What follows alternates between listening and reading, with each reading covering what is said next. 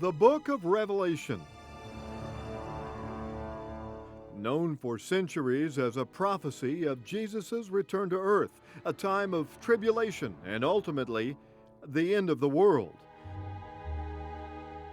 Could earthquakes, tsunamis, and political tension today be evidence of the predictions listed in the final book of the Bible?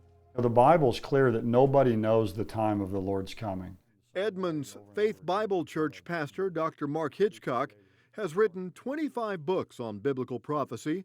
While he says we don't know the day of Christ's return, Hitchcock believes right now the stage is being set for the end times. Israel back in the land, the globalism that we see, the world focus on the Middle East. Pastor Hitchcock believes the converging of these events puts us in what's called the church age and mirrors the beginning chapters of Revelation. In chapters 2 and 3 of the book of Revelation, there are 7 letters to 7 churches that are written there. Churches that existed back in that day, but that apply to churches today and how we live and how we function.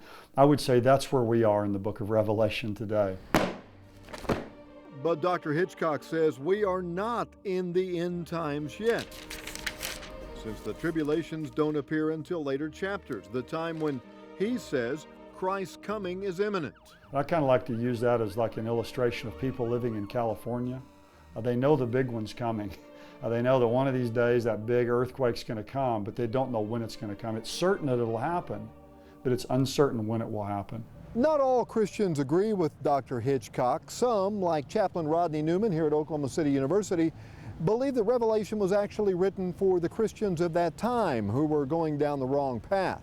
If it's a road that is not in accordance with what God has asked us to do, then it's going to lead to destruction. And it's not that God's going to do it to you, it's that you will do it to yourselves. Reverend Newman does believe we can all take an important message from Revelation.